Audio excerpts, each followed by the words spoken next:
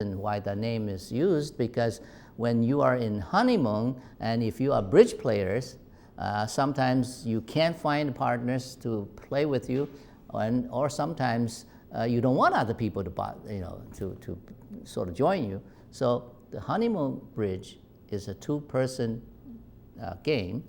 And how do you play that? You play pretty much like a bridge game, except a process is introduced to exchange cards either before you bid or after you bid into a contract. Now, let me explain that a little bit, because this background is useful to let you, understand later on what the TLC Scramble Bridge sort of how is played. When two people each get 13 cards, you can bid the same way as regular bridge game. You can bid 1 diamond, 2 diamond, or 4 hearts, or so on as a contract. Now, when you have 13 cards, your partner has 13 cards, there's still 26 cards in the deck not used. And you gotta have information about those other 26 cards in order to play the bridge game. It's just like 4 people. When you bid, you have to gather information what the cards might be distributed among 4 people. Now, since these 26 cards are not used, you then have to have a way sort of to extract some information. And that process is a card exchange. I'll give you an example. Now, if you have 13 cards, if I say I have a lot of clubs in my hand, I bid 3 clubs, and the other opponent pass, then you have a contract 3 club. In order to get information on those 26 cards are not used, we start a card exchange process by opening 1 card, and I will decide whether I want that card or not by leading or playing a card to exchange for it. This exchange process is competitive. If I open a card who happen to be an ace of, say, spade, which I want, now I would have to think about what card I play. I will assure I win this card over my opponent to get the spade of ace. When I get a spade of ace, then the opponent will get a second card, which is unknown to me because it's not opened. Now, so this process goes on that each of us, I mean the 2 people, all have a chance to see the open card, but the other unopened card are not seen. But the one who received the unopened card, of course, knows the card. So the information is sort of extracted out of this 26 cards in that process, and this gives the honeymoon bridge players a chance to play this bridge almost like a regular bridge game. Okay? So that's a regular honeymoon bridge. Now let's come back to Scramble, okay, the TLC bridge. Scramble cards are alphabet cards. So how do you play this bridge game? And as you know, the spirit or the principle for Scramble games to name after some common name really is not arbitrary. Is trying to utilize the rules, the game rules that people are familiar with, okay, as much as possible. Therefore, you can really call a game. For example, we have Scramble Poker. Some of you probably seen us demonstrate Scramble Poker. The poker rules are used in that game. We simply introduce the alphabets and into the card to make card ranking, or this sort of a game ranking based on words rather than the poker card as a pair or 3 of a kind or 4 of a kind or flush and royal flush and so on. So in Scramble TLC Bridge, we also can play 4 people as well as 2-person game.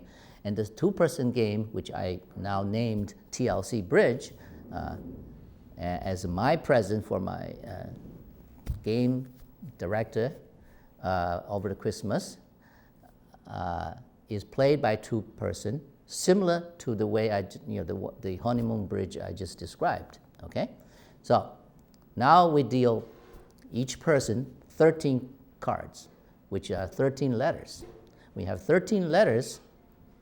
You can judge or see how many words you can make, and you can bid. And the bidding the bidding is represented by two letters, two numerals, okay? And let's have the first graphics. The first graphic will show what the two numeral means, x-y, which really means if I bid 3-12, means I can, out of my cards, I can make a word, three-letter word, that has 12 points. So if I have that in my hand, I certainly can bid that, and when my opponent, let's say, passes, then I would play this hand to make at least the three-letter word with 12 points as a minimum requirement. And the more you make, the more points you get, okay? And that is first rule, and very simple one. And also sort of defines how you bid the game. Now, when somebody bids 3-12, another person bids 5-22, means he is going to make a five-letter word with minimum 22 points. So that is the nomenclature. And the example on the screen I just showed you, for example, in my hand, I have AXE, which is three-letter word, but X is 10 points, and that's 12 points is pretty high. So when you bid on the three level, a 12-point word is pretty high, okay? Usually three-letter words are less than 10 points, okay? Now, this example on the screen shows the opponent had Joker, Joker. That consists of J, which is a very high point letter, and K is 9 points, J is 11 points, so this total add up to 22 points, okay? So this is how you bid. Now you probably begin to make the connection now. That is, in the honeymoon bridge I just described, now we have replaced the bidding process, okay, instead of club diamond suits with levels counting how many tricks you make, we are now making, instead of suits, our word length as one of your distinction. And when you win the points in that level. Okay? So far you understand that's how it's being bid. Okay, now let's play a game, okay? When we play this game, say two people, we can pretend I am one player, you as the audience as one player, or you can play with me as, you are me together, you and I together, and play against this unknown person, okay? We'll see how this works out, okay? Now, here is two hands that dealt, okay? We make it, the first game, both hands are open so we can see each other. That's obviously, not competitive, but it's illustrative for understanding the game. Now, the A player, okay, let's say now, has 13 letters, which can be actually quickly sorted out into words, okay? I mean, initially when you get the 13 cards, you really have to sort it out into words. Let's say, assuming you did that, for A, you have off, A-X-E, X, and tool, T-O-O-L, and like, okay? So you got two-letter, three-letter, four-letter combination, which is 13 cards. Now, the second player is, let's call it B. He has 13 letters. You can sort it out into two, which is, say, T-O, right? And we, and ears, and joker. Again, add up to 13 letters. Now, if these two people are playing, they will start bidding in the first version. Let's say we bid first, then do the card exchange, just like the honeymoon bridge. Or you can do the card exchange first, then bid. Now, the A person now bid, for example, in this case, bid 3-12, because he says, well, I don't know what opponent has. Maybe a three-letter word is good enough, and since it's high point, 12 point, I bid 3-12 and see whether opponent can bid higher. All right? Turn out the opponent B player bid 522. Joker. He has a joker. He bid 522. And A player passes. Okay? Why? Because offhand, he cannot make a 5-letter word. He may have to re-scramble these certain letters to make that, but in that process, he also have to destroy some of the other words. So he is not confident enough to say, well, I'll bid more than 5, and then play the hand and win as many points as possible. So let's say, assuming this hand, A passes, so B, win the auction or the contract as 5 level words. Say 5-22 is the bid. Okay, once that is done, there is the card exchange process. Why? Again, this allows the player to enhance your hand, to improve your hand by exchanging cards. Okay, so the contract holder can start this and say, well, I like to start a card exchange. You open a card. Okay, open a card. Let's say a deck there. You can open a card. Okay, let's say a V. You can decide, well, does the V,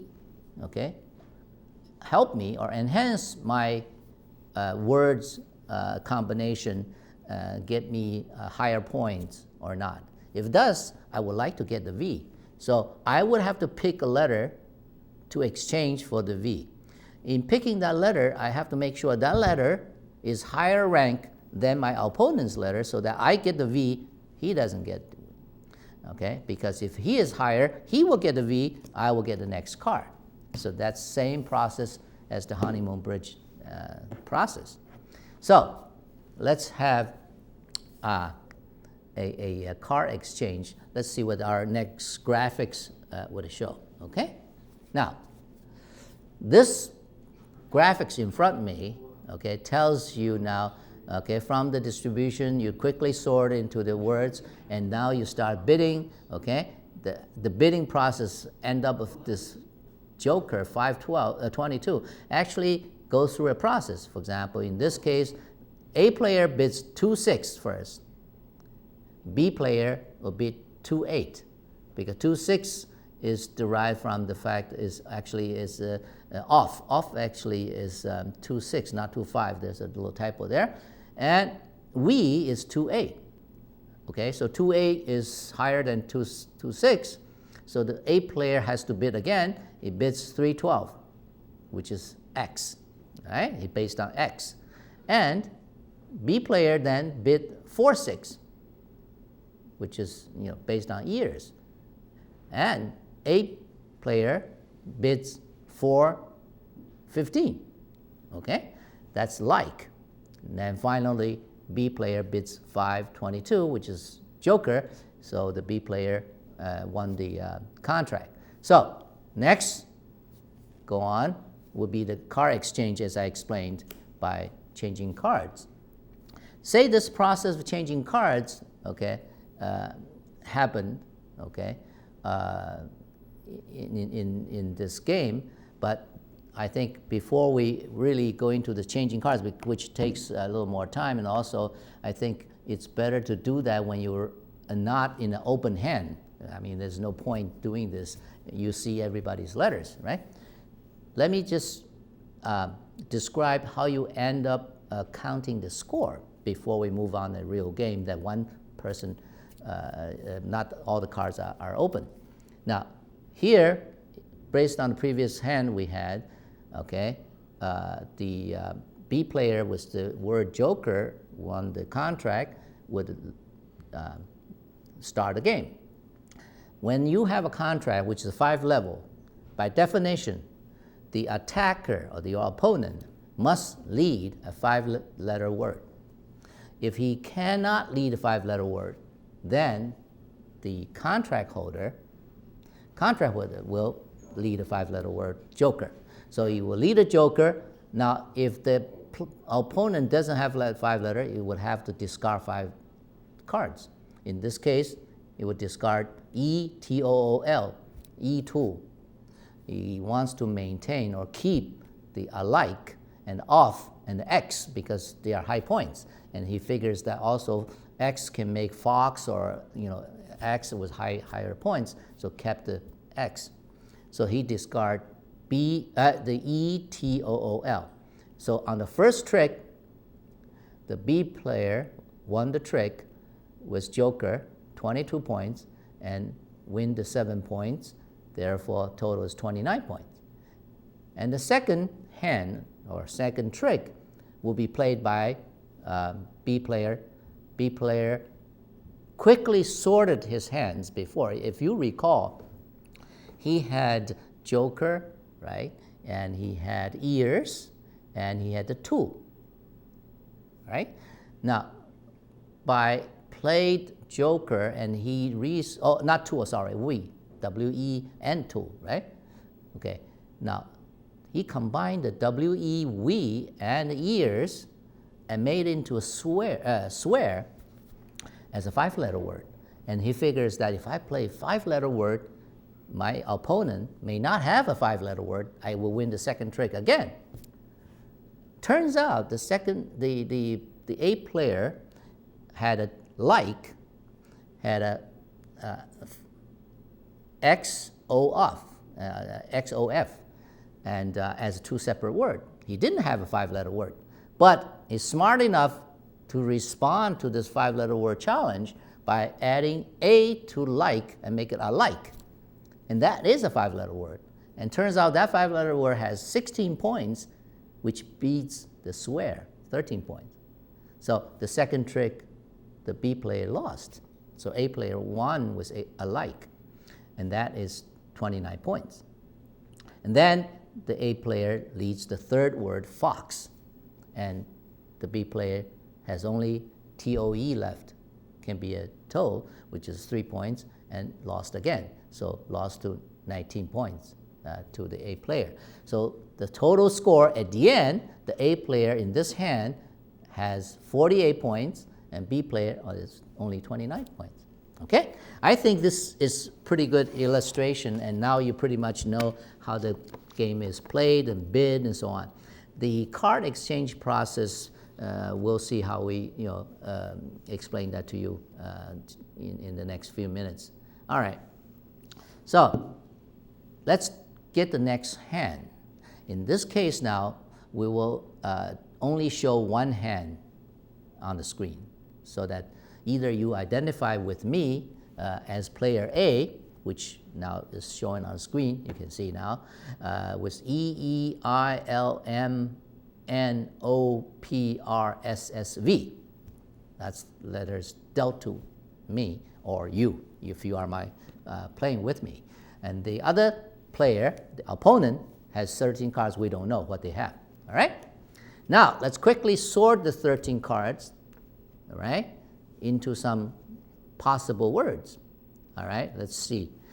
Quickly sort. I can sort into veil, press, me, and no, no. That's very quickly. You can easily do that. If you had those 13 cards sort of in your hand, you look at it and say, well, sort out a few words.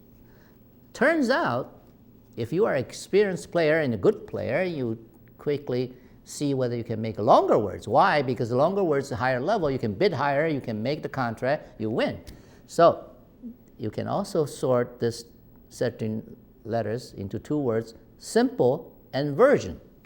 That's pretty good. So at this point, you sort it out that way, and then you can start bidding and see whether you would win the auction and then go on to play the game. So let's see how the bidding occurred or started. All right? Let's graphics will show you.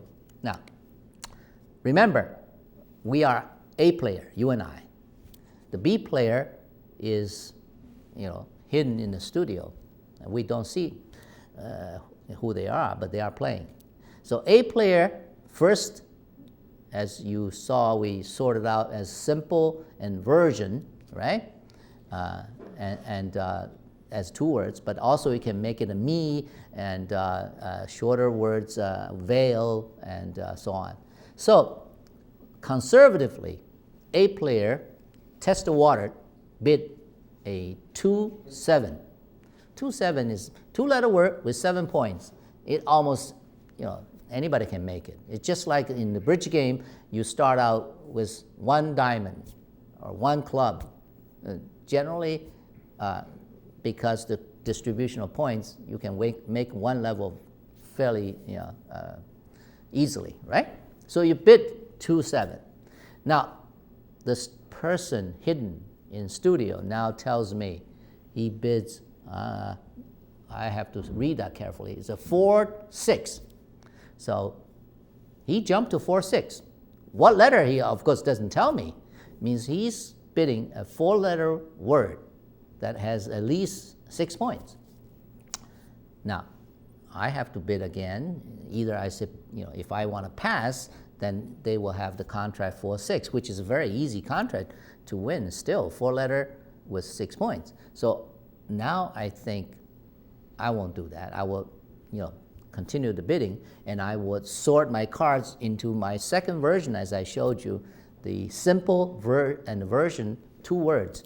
And I said, well, let's bid the simple, which is 6-9, okay? 6-letter word, 9 points. I thought that's high enough. And turns out the opponent bid 7-16. Wow, 7 means, he goes 1 level up. 7-letter word, 16 points.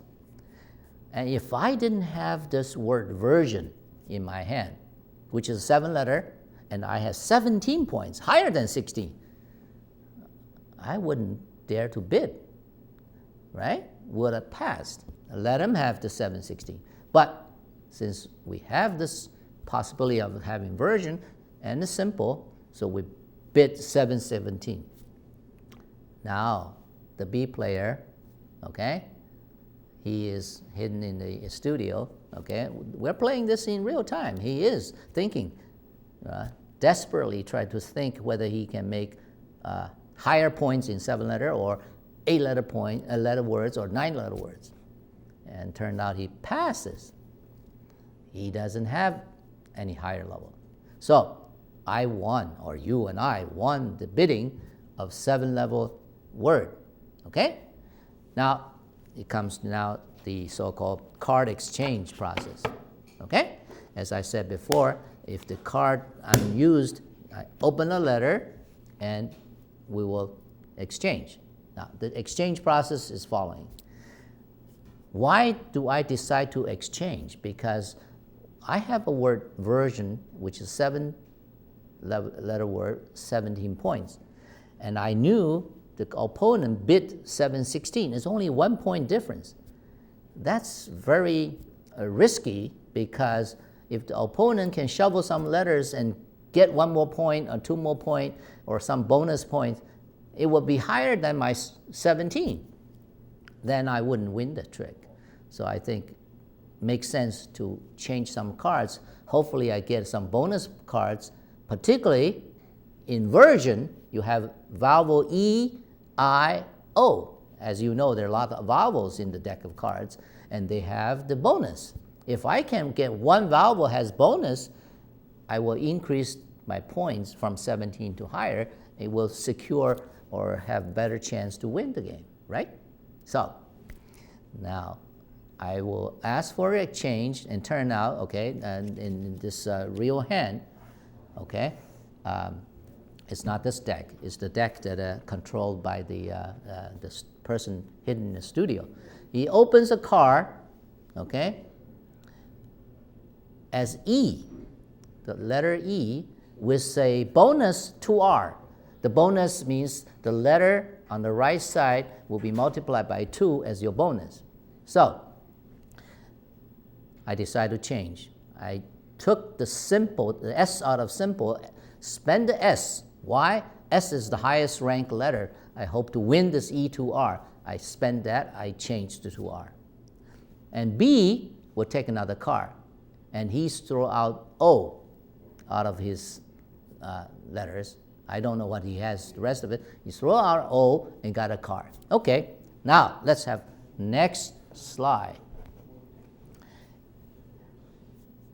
After this exchange of cards, okay, our first one, I got this 2E. I was very happy because in version I put the E with the bonus in.